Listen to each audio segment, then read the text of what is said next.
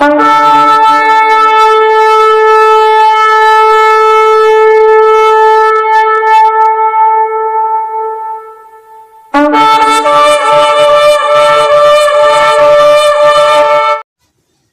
The lord ಪ್ರಿಯರೇ, ದೇವರ ಅತಿ ಪರಿಶುದ್ಧವಾದ ನಾಮಕ್ಕೆ ಸ್ತೋತ್ರವಾಗಲಿ.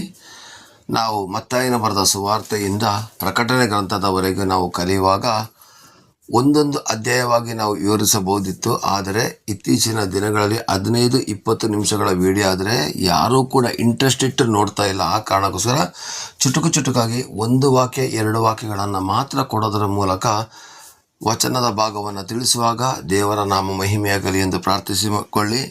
ಇವತ್ತಿನವರೆಗೂ ಕೂಡ ನಾವು ಮತ್ತಾಯನ ಬರೆದ ಸುವಾರ್ತೆ 1ನೇ ಅಧ್ಯಾಯದಿಂದ ಹಿಡಿದು 6ನೇ ಅಧ್ಯಾಯದ 6ನೇ ವಾಕ್ಯದವರೆಗೂ ನಾವು ತಿಳಿದುಕೊಂಡೆವು ಪ್ರಿಯರೇ. ಇಂದಿನ ಸಂಚಿಕೆಯಲ್ಲಿ ನಾವು ತಿಳಿದುಕೊಂಡಂಥ ವಿಷಯ ಏಕಾಂತ ಪ್ರಾರ್ಥನೆ ಮಾಡುವುದರಿಂದ ಆಗುವಂಥ ಉಪಯೋಗಗಳು ಮತ್ತು ಏಕಾಂತ ಪ್ರಾರ್ಥನೆ ಏಕೆ ಮಾಡಬೇಕು ಅಂತೇಳಿ. ಆದರೆ ಇವತ್ತು ನಾವು ತಿಳಿಯಬೇಕಾದಂಥ ಒಂದು ಪ್ರಾರ್ಥನೆ ವಿಧಾನ ಮತ್ತಾಯನು ಬರೆದ ಸುವಾರ್ತೆ 6ನೇ ಅಧ್ಯಾಯ 7ನೇ ವಾಕ್ಯ. ಈ ಪರ್ವತ ಪ್ರಸಂಗದಲ್ಲಿ ಯೇಸು ಸ್ವಾಮಿ ಹೇಳುವಾಗ ಆ ಕಾಲದಲ್ಲೂ ಕೂಡ ಉದ್ದುದ್ದ ಪ್ರಾರ್ಥನೆ ಮಾಡೋರಿದ್ದರು, ಅಂಥವ್ರನ್ನ ಯೇಸು ಸ್ವಾಮಿ ಕಂಟ್ರೋಲ್ ಮಾಡ್ತಿದ್ರು ಅಂತಲೇ ಅರ್ಥ.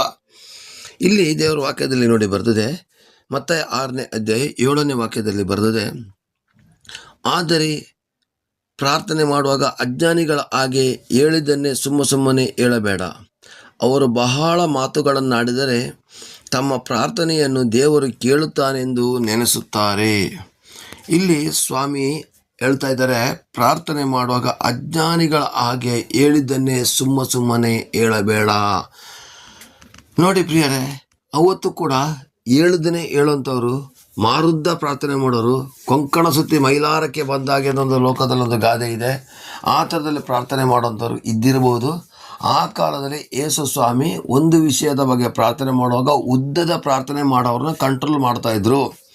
ಇವತ್ತು ಸಭೆಯಲ್ಲಿ ವಿಜ್ಞಾಪನೆ ಪ್ರಾರ್ಥನೆ ಹೇಗೆ ಅಂತ ನಾವು ಅವಕಾಶ ಕೊಟ್ಟಿರ್ತೀವಿ, 2 ಗಂಟೆಗಳ ಪ್ರಾರ್ಥನೆ ಅಂತೇಳಿ. ಆದರೆ ಕೆಲವೊಂದು ಜನಕ್ಕೆ ಪ್ರಾರ್ಥನೆಗೆ ಏನಾದರೂ ಅವಕಾಶ ಕೊಟ್ಬಿಟ್ರೆ ಅವರು ಆ ಸಮಯಗಳು ಹೋಗೋದೇ ಗೊತ್ತಿರೋದಿಲ್ಲ. ಇನ್ನೊಂದು ಪ್ರಾರ್ಥನೆಗೆ ಅವಕಾಶ ಕೊಡೋಣ, ಇನ್ನೊಬ್ಬರಿಗೆ ಅವಕಾಶ ಕೊಡೋಣ ಅಂತ ಹೇಳೋದು ಬಿಟ್ಬಿಟ್ಟು ಮಾರುದ್ದ ಪ್ರಾರ್ಥನೆ ಹೇಳಿದ್ದನ್ನೇ ಹೇಳ್ತಾ ಇರ್ತಾರೆ. ಈಗ ಯಾವುದಾದ್ರೂ ಒಂದು ವಿಷಯದ ಬಗ್ಗೆ ಪ್ರಾರ್ಥನೆ ಮಾಡಿದಾಗ, ಯೇಸುವೇ ನಮಗೆ ಇಂಥ ಒಂದು ವಸ್ತು ಬೇಕಾಗಿದೆ ಕರುಣಿಸು ಅಂತ ಹೇಳೋಂಥ ಪದನ 20 ಸಲನಾದರೂ ಹೇಳ್ತಾರೆ ಪ್ರಿಯರೇ. ಇಲ್ಲ, 1 ಸಲ ಹೇಳಿದ್ರೆ ನಮ್ಮ ದೇವರು ತೂಕಡಿಸೋ ದೇವರಲ್ಲ, ನಿದ್ರಿಸೋ ದೇವರಲ್ಲ. ನಮ್ಮ ದೇವರು ಕರೆದ ತಕ್ಷಣ ಓ ಅಂತ ಹೇಳುವಂಥ ದೇವರು, ಕರೆದ ತಕ್ಷಣ ನಮ್ಮ ಪ್ರಾರ್ಥನೆಗೆ ಉತ್ತರ ಕೊಡುವಂಥ ದೇವರು ನಮ್ಮ ದೇವರಾಗಿದ್ದಾರೆ. ಅರಸುಗಳ ಅಧ್ಯಾಯದಲ್ಲಿ ನೀವು ನೋಡಿರ್ಬೋದು, ಬಾಳನ ವಿಗ್ರಹದ ಮುಂದೆ ಆ ಒಂದು ಯಜ್ಞವೇದಿಯನ್ನು ಕಟ್ಟಿಸಿ ಓರಿಯನ್ನು ಬಲಿ ಕೊಟ್ಟು ಬಾಳನೆ ಬಾ ಹಾಗೆ ಹೀಗೆ ಅಂತ ಕರೆದ್ರೂ ಕೂಡ ಅದು ಬರಲಿಲ್ಲ. ಆ ಥರದ ದೇವರು ಅಲ್ಲ ನಮ್ಮ ದೇವರು. ನಮ್ಮ ದೇವರು ಕೇಳಿದಂತಹ ಪ್ರಾರ್ಥನೆಗೆ ಉತ್ತರ ಕೊಡುವಂಥ ದೇವರಾಗಿದ್ದಾರೆ ಪ್ರಿಯರೇ.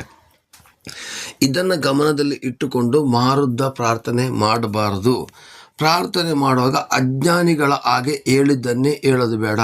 1 ಸಲ ನೀವು ಮನೆಗೋಸ್ಕರ ಪ್ರಾರ್ಥನೆ ಮಾಡ್ತೀರ, ಅಪ್ಪ ನನಗೊಂದು ಮನೆದು ಬೇಕಾಗಿದೆಪ್ಪ, ಮನೆಯನ್ನು ಕೊಡಪ್ಪ ಅಂತ ಹೇಳಿದ ಮೇಲೆ ಅದ್ರ ಬಗ್ಗೆ ಮಾತ್ರ ಪ್ರಾರ್ಥನೆ ಮಾಡಿ. ಅದ್ರ ಜೊತೆಗೆ ಮನೆ, ವೆಹಿಕಲ್ಲು, ಗಂಡ ಹೆಂಡತಿ, ಪಕ್ಕದ ಮನೆಯವರು, ಸಭೆ ಎಲ್ಲ ಸೇರಿಸಿ ಮಿಶ್ರ ಮಾಡಿ ಪ್ರಾರ್ಥನೆ ಮಾಡಿ ಅದನ್ನು ಹೆಂಗೆಂಗೋ ಮಾಡಾಕ್ಬಿಡ್ತಾರೆ. ಕೆಲವೊಂದು ಜನಕ್ಕೆ ಪ್ರಾರ್ಥನೆ ಮಾಡೋಕ್ಕೆ ಸ್ಟಾರ್ಟ್ ಮಾಡ್ತಾರೆ, ಆದರೆ ಕೊನೆಗೆ ಅವರು ಮುಗಿಸುವಂಥದ್ರ ಒಳಗಡೆ ಯಾವ ವಿಷಯಕ್ಕೆ ಪ್ರಾರ್ಥನೆ ಮಾಡಿದೆ ಅಂತ ಗೊತ್ತಿರೋದಿಲ್ಲ ಅವರಿಗೆ. ಪ್ರಾರ್ಥನೆ ಸ್ಟಾರ್ಟ್ ಮಾಡಿದಾಗ ಸಭಾಪಾಲಕರು ಹೇಳಿರ್ತಕ್ಕಂಥ ಪಾಯಿಂಟಿಗೆ ಪ್ರಾರ್ಥನೆ ಮಾಡ್ತಾರೆ, ಆದರೆ ಮುಗಿಸುವಾಗ ಅವರಿಗೆ ಗೊತ್ತಿರೋದಿಲ್ಲ ನಾನು ಯಾವ ಪಾಯಿಂಟಿಗೋಸ್ಕರ ಪ್ರಾರ್ಥನೆ ಮಾಡಿದ್ದೆ ಅಂತೇಳಿ ಯಾವುದೋ ಪಾಯಿಂಟಲ್ಲಿ ಮುಗಿಸ್ತಾರೆ. ನಾವು ಹೇಳುವಂಥದ್ದು ಸಭೆಗೋಸ್ಕರ ಪ್ರಾರ್ಥನೆ ಮಾಡಿ ಅಂತ ಹೇಳಿದಾಗ ಸಭೆಗೋಸ್ಕರ ಮಾತ್ರ ಮಾಡಿ. ಸಭೆಗೆ ಮಾಡಿ ಅಂತ ಹೇಳಿದಾಗ ರಾಜಕಾರಣಿಗಳಿಗೆ ಅವರಿಗೆ ಇವರಿಗೆಲ್ಲ ಮಿಶ್ರ ಮಾಡಿ ಮಾಡೋಕ್ಕೆ ಹೋಗಬೇಡಿ. ಅದು ಬಹಳ ತಪ್ಪಾದ ಪ್ರಾರ್ಥನೆ. ದೇವರ ವಾಕ್ಯದಲ್ಲಿ ಮತ್ತಾಯನು ಬರೆದ ಸುವಾರ್ತೆಯಲ್ಲಿ ಬರೆದಿದೆ. ಮತ್ತಾಯನು ಬರೆದ ಸುವಾರ್ತೆ 18ನೇ ಅಧ್ಯಾಯ 19ನೇ ವಾಕ್ಯದಲ್ಲಿ ನೋಡಿ, ಇದಲ್ಲದೆ ನಿಮ್ಮಲ್ಲಿ ಇಬ್ಬರು ಬೇಡಿಕೊಳ್ಳತಕ್ಕ ಯಾವುದಾದ್ರೂ ಒಂದು ಕಾರ್ಯದ ವಿಷಯವಾಗಿ ಒಂದೇ ಮನಸ್ಸುಳ್ಳವರಾಗಿದ್ದರೆ ಪರಲೋಕದ ತಂದೆಯಿಂದ ಆಗುವುದೆಂದು ನಿಮಗೆ ಹೇಳುತ್ತೇನೆ. ಇಲ್ಲಿ ನೋಡಿ, ಒಂದೇ ಕಾರ್ಯದ ವಿಷಯವಾಗಿ ಒಂದೇ ಮನಸ್ಸಿನಿಂದ ಪ್ರಾರ್ಥಿಸಬೇಕು. ಅಂದರೆ ಮಿಕ್ಸೆಡ್ ಪ್ರಾರ್ಥನೆ ಮಾಡೋಕ್ಕೆ ಹೋಗಬೇಡಿ. ಒಂದು ಕಾರ್ಯದ ಪ್ರಾರ್ಥನೆ ಮುಗಿದ ನಂತರ ಇನ್ನೊಂದು ಕಾರ್ಯದ ಪ್ರಾರ್ಥನೆಗೋಸ್ಕರ ಪ್ರಾರ್ಥನೆ ಮಾಡಿ. ನಿಮ್ಮ ಮಗನಿಗಾಗಿ ನೀವು ಪ್ರಾರ್ಥನೆ ಮಾಡುವಾಗ ಮಗನ ವಿಷಯಕ್ಕೆ, ಮಗನ ವಿದ್ಯಾಭ್ಯಾಸಕ್ಕೆ, ಮಗನ ಬೆಳವಣಿಗೆಗೋಸ್ಕರ ಪ್ರಾರ್ಥನೆ ಮಾಡಿ. ಆಗ ಮಗನ ಜೊತೆಗೆ ಮಗಳನ್ನು ಸೇರಿಸಿ ಮಾಡೋದು ಬೇಡ. ಕುಟುಂಬ ಪ್ರಾರ್ಥನೆ ಮಾಡಿದಾಗ ಮಾತ್ರ ಕುಟುಂಬಕ್ಕೋಸ್ಕರ ಪ್ರಾರ್ಥನೆ ಮಾಡಿ. ನಿಮಗೊಂದು ಸೈಟ್ ಬೇಕಾಗಿದೆ ಅಂತ ಇಟ್ಕೊಳ್ಳಿ, ಉದಾಹರಣೆಗೆ ಸೈಟಿನ ವಿಷಯಕ್ಕೆ ಮಾತ್ರ ಪ್ರಾರ್ಥನೆ ಮಾಡಿ. ಅದು ಬಿಟ್ಬಿಟ್ಟು ಅನಾರೋಗ್ಯ ಅದು ಇದು ಎಲ್ಲ ಸೇರಿಸಿ ಮಿಶ್ರ ಮಾಡಿ ಪ್ರಾರ್ಥನೆ ಮಾಡಬಾರ್ದು. ಯಾವುದಾದ್ರೂ ಒಂದು ಕಾರ್ಯದ ವಿಷಯವಾಗಿ ಒಂದೇ ಮನಸ್ಸಿನಿಂದ ಪ್ರಾರ್ಥನೆ ಮಾಡಬೇಕಂತ ಹೇಳಿದ್ದಾರೆ. ಇವತ್ತು ಏನಾಗಿದೆ ಗೊತ್ತಾ, ಆ ಪ್ರಾರ್ಥನೆ ಪ್ರಾರಂಭ ಮಾಡುವಾಗಲೇ ಆ ಪ್ರಾರ್ಥನೆ ಒಳಗಡೆ 28-30 ಅಪ್ಲಿಕೇಶನ್ಗಳಿರ್ತದೆ. ಎಷ್ಟು? 28-30 ಅಪ್ಲಿಕೇಶನ್ಗಳಿರ್ತದೆ. ಯಾವುದಕ್ಕೆ ಉತ್ತರ ಕೊಡಬೇಕು, ಯಾವುದು ಬಿಡಬೇಕು ಅಂತ ದೇವರಿಗೆ ಕನ್ಫ್ಯೂಸ್ ಆಗಿಬಿಡ್ಬೇಕು. ಆ ಥರದಲ್ಲಿ ಮಿಕ್ಸೆಡ್ ಪ್ರಾರ್ಥನೆ ಇಲ್ಲ ಪ್ರಿಯರೇ. ಒಂದು ಕಾರ್ಯಕ್ಕೆ, ಒಂದೇ ಒಂದು ಕಾರ್ಯದ ಬಗ್ಗೆ ಒಂದೇ ವಿಷಯಕ್ಕೆ ಪ್ರಾರ್ಥನೆ ಮಾಡಿ, ಅದನ್ನು ಆಮೇಲೆ ಅಂತೇಳಿ ನಿಲ್ಲಿಸಿ ನಂತರ ಮುಂದಿನ ಪ್ರಾರ್ಥನೆಯನ್ನು ಮಾಡಿ. ಅನ್ಯ ಭಾಷೆ ಹೇಳುವಾಗಂತೂ ವಿಚಿತ್ರವಾಗಿ ಆಡ್ತಾರೆ. ಶಿವಲವರ ಆರಿಗರು ಈ ಬಾಲ್ ಅಂದಾಗ ವೈಡಂ ಪಾಡಿಗ ಅಂತ ಹೇಳ್ತಾರೆ. ಹೇಳೋದ್ಮೇಲೆ ಅದನ್ನೇ ಪುನಃ ಹೇಳೋದು. ಶಿವಲವರ ಆರಿಗರು ಈ ಬಾಲ್ ಅಂದಾಗ ವೈಡಂ ಪಾಡಿಗರು ಈಕೆ ಅಂದಾಗ ರಾಕಲ್ಲೋಡ ಅಂತ ಹೇಳ್ತಾರೆ. ಹೇಳಿ ಆದಮೇಲೆ ಪುನಃ ಮಾರ ಶುಕ ನಕ ರಿಗ ಲೋ ಪೋ ರೋ ಗಂಧರ ಅಂತ ಅದು ಹೇಳಿ ಆದಮೇಲೆ ಪುನಃ ರಿಪೀಟ್ ಅದೇ ಹಳೆದಕ್ಕೆ ಬರೋದು. ಆ ಹೇಳಿದ್ರೆ ಹೇಳೋದು ಅದು ಅನ್ಯ ಭಾಷೆ ಅಲ್ಲ ಪ್ರಿಯರೇ. ಅನ್ಯ ಭಾಷೆ ಮಾಡಬೇಕಿದ್ರೆ ದೇವರ ಭಾಷೆಗೆ ಗೌರವವಿದೆ. ನಾನು ಒಂದು ಸಲ ಅನ್ಯ ಭಾಷೆ ಬಗ್ಗೆ ವಚನ ಕೊಟ್ಟಿದ್ದೆ. ಮನುಷ್ಯರ ಭಾಷೆಗೆ ಅಷ್ಟೊಂದು ಗೌರವದಿಂದ ನಾವು ಮಾತಾಡಬೇಕಿದ್ರೆ ದೇವರ ಭಾಷೆಯನ್ನು ಹುಚ್ಚು ಬಂದಂಗೆ ಕಿರ್ಚಾಡ್ಕೊಂಡು ಕೂಗಾಡ್ಕೊಂಡು ಹೇಳಿದ್ದನ್ನೇ ಹೇಳ್ಕೊಂಡು ಉದ್ದಕ್ಕೆ ಮಾಡಬಾರ್ದು. ಮಾರುದ್ದ ಪ್ರಾರ್ಥನೆ ದೇವರಿಗೆ ಇಷ್ಟ ಅಲ್ಲ. ದೇವರನ್ನೇ ನಾವು ಕನ್ಫ್ಯೂಸ್ ಮಾಡಿಬಿಡ್ತೀವೋ ಅಂತ ಹೇಳೋಂಥ ರೀತಿಯಲ್ಲಿ ನಾವು ಪ್ರಾರ್ಥನೆ ಮಾಡ್ತೀವಿ ಪ್ರಿಯರೇ. ಅನ್ಯ ಭಾಷೆ ಇವತ್ತು ವಿಚಿತ್ರ ಭಾಷೆಯಾಗಿದೆ. ಅನ್ಯ ಭಾಷೆಯನ್ನು ಕಂಡಾಗ ಅವಹೇಳನ ಮಾಡೋದ ಪರಿಸ್ಥಿತಿ ಬಂದಿದೆ. ಅನ್ಯ ಭಾಷೆಗೆ ಗೌರವ, ಅದು ದೇವರ ಭಾಷೆ ಆಗಿರೋ ಕಾರಣಕ್ಕೋಸ್ಕರ ಗೌರವದಿಂದ ಮಾಡಬೇಕು. ಮಾಡಲಿಕ್ಕೆ ಯಾರಿಗೆ ಬರೋದಿಲ್ಲೋ ದಯವಿಟ್ಟು ಅದನ್ನು ಸ್ಟಾಪ್ ಮಾಡಿಬಿಡಿ. ಅನ್ಯ ಭಾಷೆ ವರ ಇಲ್ಲದಿದ್ದರೂ ಕೂಡ ಪರಲೋಕ ರಾಜ್ಯಕ್ಕೆ ಸೇರಬಹುದು. ಇವತ್ತು ತಪ್ಪಾದ ಬೋಧನೆ ಬರ್ತಾ ಇದೆ. ಅನ್ಯ ಭಾಷೆ ಕಲ್ತರೆ ಮಾತ್ರ ಪರಲೋಕಕ್ಕೆ ಹೋಗ್ತಾರೆ. ಅದರಿಂದ ಅವ್ರು ಏನು ಮಾಡ್ತಾರೆ ಗೊತ್ತಾ, ಬರಲಿ ಬರದೇ ಇರಲಿ, ಬಾಯಿಗೆ ತೊದಲು ನುಡಿಯ ಭಾಷೆ ಅಂತ ಬೇರೆ ಬೋಧನೆ ಕೊಡ್ತಾರೆ. ಅದಕ್ಕೋಸ್ಕರ ಅವ್ರು ಏನು ಮಾಡ್ತಾರೆ ಗೊತ್ತಾ, ತೊದಲು ನುಡಿ ಭಾಷೆನ ತಗೊಂಡು ಅದನ್ನು ಹೇಳಿದ್ದನ್ನೇ ಹೇಳಿ ಏನೇನೋ ಮಾಡಾಕ್ಬಿಡ್ತಾರೆ ಪ್ರಿಯರೇ. ಇಲ್ಲ ಪ್ರಿಯರೇ, ಒಂದು ವಿಷಯನ ಅರ್ಥ ಮಾಡ್ಕೊಳ್ಳಿ. ಅನ್ಯ ಭಾಷೆ ಹೇಳೋದಾದರೆ ಅದನ್ನು ವರಗಳ ಅರ್ಥವನ್ನು ಬಿಡಿಸಿ ಹೇಳದಿದ್ರೆ ಮಾತ್ರ ಹೇಳಿದರೆ ದೇವರು ವಾಕ್ಯದಲ್ಲೇ ಬರ್ತಿರೋದು. ಹಾಗಾದರೆ ಪ್ರಿಯರೇ, ಅನ್ಯ ಭಾಷೆಯನ್ನು ಕೂಡ ತಪ್ಪಾಗಿ ಉದ್ದಕ್ಕೆ ಮಾಡಿಕೊಂಡು ಹೋಗಬಾರ್ದು. ಆಯಿತು. ನೆಕ್ಸ್ಟ್ ಮೂರನೇದಾಗಿ, ನಾವು ಉಪವಾಸ ಪ್ರಾರ್ಥನೆ, ವಿಜ್ಞಾಪನ ಪ್ರಾರ್ಥನೆಗೆ ವಾರದ ಶುಕ್ರವಾರನ ಗುರುವಾರನ ವಾರದಲ್ಲಿ ಮಧ್ಯಾಂತರದಲ್ಲಿ ನಾವು ಕೂಡಿ ಬರ್ತೀವಿ ಸಭೆಯಲ್ಲಿ, ಎಲ್ಲ ಸಭೆಗಳಲ್ಲೂ. ಆಗ ಸಭಾಪಾಲಕರು ಅಥವಾ ಸಭೆಯ ಒಂದು ಪ್ರಾರ್ಥನೆಯನ್ನು ನಡೆಸತಕ್ಕಂಥ ಒಬ್ಬ ವ್ಯಕ್ತಿ ವಿಶ್ವಾಸಿಗಳ ಕೈಯಿಂದನೂ ಮಾಡಿಸ್ತಾರೆ. ಅದಕ್ಕೋಸ್ಕರ ಹೇಳ್ತಾ ಇದ್ದೀನಿ, ಪ್ರಾರ್ಥನೆ ನಡೆಸ್ತಕ್ಕಂಥ ವ್ಯಕ್ತಿ ಒಂದು 10 ಪಾಯಿಂಟ್ ಬರ್ಕೊಂಡ್ಬಂದಿರ್ತಾನೆ. ಇಂಥ ವಿಷಯಗಳಿಗೆಲ್ಲ ಇವತ್ತು ಪ್ರಾರ್ಥನೆ ನಡಿಬೇಕು ಅಂತೇಳಿ. ಆದರೆ ಕೆಲವೊಂದು ವ್ಯಕ್ತಿಗಳಿಗೆ ಕೊಟ್ಬಿಟ್ರೆ 2 ಪಾಯಿಂಟ್ 3 ಪಾಯಿಂಟ್ ಮುಗಿಯೋದಿಲ್ಲ, ಅಷ್ಟು ಉದ್ದ ತೆಗೆದುಬಿಟ್ಟು ಟೈಮನ್ನು ಕರೆಕ್ಟ್ ಮಾಡಿಬಿಡ್ತಾರೆ. ಆಗ ಆ ಪ್ರಾರ್ಥನೆಯ ಒಂದು ಪಾಯಿಂಟ್ಗಳನ್ನ ತಂದಿರತಕ್ಕಂಥ ವ್ಯಕ್ತಿಗೆ ಎಷ್ಟೊಂದು ಬೇಜಾರಾಗುತ್ತೆ ಗೊತ್ತಾ. ಪ್ರಾರ್ಥನೆ ಚುಟುಕಾಗಿ ಸುಂದರವಾಗಿರಲಿ. ಎಲ್ಲೂ ಕೂಡ ಯೇಸು ಸ್ವಾಮಿಯೂ ಕೂಡ ಮಾರುದ್ದದ ಪ್ರಾರ್ಥನೆ ಮಾಡಿಲ್ಲ. ಯೋಹಾನ 17ನೇ ಅಧ್ಯಾಯದಲ್ಲಿ ದೇವರ ಜೊತೆಲಿ ಸಂಭಾಷಣೆ ಮಾಡ್ತಾ ಮಾತಾಡಿದ್ರು. ಆದರೂ ಅದು 5 ನಿಮಿಷದ ಒಳಗಡೆ ಇತ್ತು ಪ್ರಿಯರೇ. ನೋಡಿ ಪ್ರಿಯರೇ, ಪ್ರಾರ್ಥನೆ ಮಾಡೋದು ಬೇಡ ಅಂತ ಹೇಳೋದಿಲ್ಲ. ಆದರೆ ಪ್ರಾರ್ಥನೆ ಮಾಡುವಾಗ ಅಜ್ಞಾನಿಗಳ ಥರ ಹೇಳಿದ್ದನ್ನೇ ಪುನಃ ಹೇಳ್ಬೇಡಿ. ನಿಮ್ಮ ಸೈಟಿನ ವಿಷಯಕ್ಕೆ ಪ್ರಾರ್ಥನೆ ಮಾಡಿ ಆಯಿತಾ, ಆ ಪ್ರಾರ್ಥನೆ ಮಾಡಾದ್ಮೇಲೆ ಅದಕ್ಕೆ ಆಮೇಲೆ ಹೇಳಿ ಮತ್ತೊಂದು ಪ್ರಾರ್ಥನೆಗೆ ಬರ್ತಾ ಇದ್ದೇನೆ ಕರ್ತನೆ ಅಂತೇಳಿ ಇನ್ನೊಂದು ಪ್ರಾರ್ಥನೆ ತಗೊಳ್ಳಿ.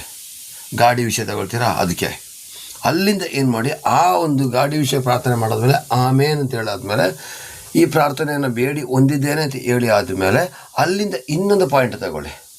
ಅಲ್ಲಿಂದ ಅದನ್ನು ಮುಗಿಸಿ ಆದಮೇಲೆ ಪುನಃ ಅಪ್ಪ ಮತ್ತೊಂದು ಆವೃತ್ತಿ ನಿನ್ನ ಪಾದಪೀಠದ ಬಳಿಗೆ ಬರ್ತಾ ಇದ್ದೇನೆ ತಂದೆ ಅಂತೇಳಿ ಇನ್ನೊಂದು ಪ್ರಾರ್ಥನೆ ಮಾಡಿ. ಅದು ಬಿಟ್ಬಿಟ್ಟು ಎಲ್ಲ ಮಿಕ್ಸೆಡ್ ಮಾಡಿದಾಗ ನಿಜವಾಗಿ ಆ ಪ್ರಾರ್ಥನೆ ಫಲಕಾರಿ ಆಗೋದಿಲ್ಲ. ಸಭೆಯಾಗಿ ಕೂಡಿ ಬಂದಾಗ ಒಬ್ಬೊಬ್ಬರು ಒಂದೊಂದು ಪಾಯಿಂಟಿಗೋಸ್ಕರ ಮಾತ್ರ ಮಾಡಬೇಕು. ಆದರೆ ನೀವು ಒಬ್ಬರೇ ಇರುವಾಗ, ನೀವು ಪ್ರಾರ್ಥನೆ ಮಾಡುವಾಗ ಒಂದು ಪಾಯಿಂಟನ್ನು ಮುಗಿಸಿ ಆದಮೇಲೆ ಇನ್ನೊಂದು ಪಾಯಿಂಟನ್ನು ಪ್ರಾರಂಭ ಮಾಡಬೇಕು. ಮಿಕ್ಸೆಡ್ ಪ್ರಾರ್ಥನೆ ದೇವರಿಗೆ ಇಷ್ಟ ಇಲ್ಲ. ಅರ್ಥ ಆಗ್ತಾ ಇದೆಯಾ? ಸಭೆಯಲ್ಲಿ ಒಂದು ಪಾಯಿಂಟಿಗೆ ಒಂದನೇ ಮಾಡಬೇಕು, ಯಾವುದೇ ಮಿಶ್ರಣ ಮಾಡಬಾರ್ದು. ಸಭಾಪಾಲಕರಾಗಲಿ ಅಥವಾ ಆ ಒಂದು ವಿಜ್ಞಾಪನಾ ಪ್ರಾರ್ಥನೆ ನಡೆಸತಕ್ಕಂಥ ವ್ಯಕ್ತಿ ಹೇಳಿದಂಥ ಪಾಯಿಂಟಿಗೆ ಮಾತ್ರ ಪ್ರಾರ್ಥನೆ ಮಾಡಬೇಕು. ಆದರೆ ಮನೆಗಳಲ್ಲಿ ಗಂಡ ಹೆಂಡತಿರು ಕೂತು ಪ್ರಾರ್ಥನೆ ಮಾಡಿದಾಗ ಆ ಕಡೆ ಶೇರ್ ಮಾಡ್ಕೊಂಡು ಪ್ರಾರ್ಥನೆ ಮಾಡಿ. ಆದರೆ ಒಬ್ಬನೇ ಇದು ಏಕಾಂತ ಪ್ರಾರ್ಥನೆ ಮಾಡಬೇಕಾದ್ರೆ ಒಂದು ಪ್ರಾರ್ಥನೆಯನ್ನು ಮುಗಿಸಿ ನಂತರ ಆಮೇನ್ ಅಂತೇಳಿ ಎಲ್ಲ ಈ ಪ್ರಾರ್ಥನೆಯನ್ನು ಯೇಸು ಕ್ರಿಸ್ತನ ನಾಮದಲ್ಲಿ ಪವಿತ್ರಾತ್ಮರ ಸಹಾಯದಿಂದ ಬೇಡಿ ಬಂದಿನ ತಂದೆ ಅಂತ ಹೇಳಿದ ಮೇಲೆ ನೀವೇನು ಮಾಡಬೇಕು? ಇನ್ನೊಂದು ಪಾಯಿಂಟನ್ನು ಪ್ರಾರಂಭ ಮಾಡಬೇಕು ಅಲ್ವಾ? ಹಾಗಾದರೆ ಇವತ್ತು ಸ್ವಾಮಿ ಹೇಳ್ತಿದ್ದಾರೆ, ನೀನು ಪ್ರಾರ್ಥನೆ ಮಾಡುವಾಗ ಅಜ್ಞಾನಿಗಳ ಹಾಗೆ ಹೇಳಿದ್ದನ್ನೇ ಸುಮ್ಮನೆ ಹೇಳಬೇಡ. ಅವರು ಬಹಳ ಮಾತುಗಳನ್ನಾಡಿದರೆ ತಮ್ಮ ಪ್ರಾರ್ಥನೆಯನ್ನು ದೇವರು ಕೇಳುತ್ತಾನೆ ಎಂದು ನೆನೆಸುತ್ತಾರೆ. ತುಂಬ ಜನಕ್ಕೆ ಅದೊಂದು ಹುಚ್ಚು. ತುಂಬ ಪ್ರಾರ್ಥನೆ ಮಾಡಿಬಿಟ್ರೆ ದೇವರು ಕೇಳ್ತಾರೆ. ಇವತ್ತು ದೇವರು ಕೇಳೋದಲ್ಲಿರಲಿ, ಜನಗಳು ನೋಡಲಿ ಅಂತಲೇ ಉದ್ದದ ಪ್ರಾರ್ಥನೆ ಮಾಡೋರು ಇದ್ದಾರೆ. ನಾನೆಂಥ ಪ್ರಾರ್ಥನೆ ವೀರಳು ಅಂತ ಗೊತ್ತಾಗಬೇಕಲ್ವ? ಅದಕ್ಕೆ ಜನಗಳಿಗೆ ಕೇಳಲಿಂದಲೇ ಉದ್ದ ಪ್ರಾರ್ಥನೆ ಮಾಡೋದಿದ್ದಾರೆ. ಇಲ್ಲ ಪ್ರಿಯರೇ, ನನಗೆ ಗೊತ್ತಿರೋದ ಹಾಗೆ ಒಬ್ಬರು ಸಭಾಪಾಲಕರು ಹುಣಸೂರು ಪಟ್ಟಣದಲ್ಲಿದ್ದಾರೆ. ಅವ್ರ ಹೆಸರು ಹೇಳೋದಿಲ್ಲ. ಅವರ ಸಭೆಗೆ ಹೋದಾಗ ಅವರು ಯಾರ್ದಾದ್ರ ಮೇಲೆ ತಲೆ ಮೇಲೆ ಕೈ ಇಟ್ಟು ಪ್ರಾರ್ಥನೆ ಮಾಡಬೇಕಿದ್ರೆ ಅವರು ಏನನ್ನೂ ಹೇಳೋದಿಲ್ಲ. ಯೇಸು ಕ್ರಿಸ್ತನ ನಾಮದಲ್ಲಿ ಈ ಮಗಳನ್ನು ಆಶೀರ್ವದಿಸ್ತೇವೆ, ಈ ಮಗಳಲ್ಲಿ ಇರತಕ್ಕಂಥ ಎಲ್ಲ ಬಂಧನಗಳು ಮುರಿದು ಬೀಳಲಿ ಅಷ್ಟೇ. ಅದರ ಮೇಲೆ ಇನ್ನೇನು ಪ್ರಾರ್ಥನೆ ಮಾಡೋದಿಲ್ಲ. ಬಂದವರಿಗೆಲ್ಲ ಅಷ್ಟೇ.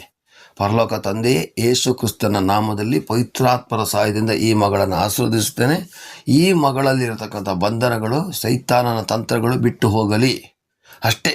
ಇನ್ನು ನಿನಗೇನಾಯಿತು, ನೀವು ಹೊಟ್ಟೆ ನೋವು ಬಂತ, ನೀನು ಕೈಕಾಲು ನೋವು, ಹೊಟ್ಟೆ ಮೇಲೆ ಕೈ ಇಟ್ಕೋ, ಅದ್ರ ಮೇಲೆ ಕೈ ಇಟ್ಟು ಪ್ರಾರ್ಥನೆ ಮಾಡ್ತೀನಿ, ತಲೆ ಮೇಲೆ ಕೈ ಇಟ್ಕೋ, ಅದ್ರ ಮೇಲೆ ಕೈ ಇಟ್ಟು ಪ್ರಾರ್ಥನೆ ಮಾಡ್ತೀನಿ, ಇದೆಲ್ಲ ಇಲ್ಲ ಪ್ರಿಯರೇ. ಇದೆಲ್ಲ ಏನು ಗೊತ್ತಾ? ಜನಗಳಿಗೆ ಕಾಣಲಿಕ್ಕೋಸ್ಕರ, ಟೈಮನ್ನು ವೇಸ್ಟ್ ಮಾಡೋಕ್ಕೋಸ್ಕರ ಇರುವಂಥ ಪ್ರಾರ್ಥನೆ. ಎಲ್ಲರ ಹೊಟ್ಟೆ ಮೇಲೆ ಕೈ ಇಟ್ಕೊಳ್ಳಿ, ಯೇಸು ಸ್ವಾಮಿ ಬಿಡಿಸುತ್ತಾರೆ, ಸ್ವಸ್ಥ ಮಾಡುತ್ತಾರೆ ತಿಳ್ಕೊಂಡು ಅದರಲ್ಲೇ ಟೈಮ್ ಕಳೆಯೋದಕ್ಕಿಂತ ದೇವರ ವಾಕ್ಯವನ್ನು ಒಂದು 2 ಎಕ್ಸ್ಟ್ರಾ ಕೊಡಬೇಕು. ಆಗ ಜನಗಳಿಗೆ ದೇವರ ವಾಕ್ಯ ಏನು ಅಂತ ಗೊತ್ತಾಗ್ತದೆ. ಇವತ್ತೇನಾಗಿದೆ ಗೊತ್ತಾ?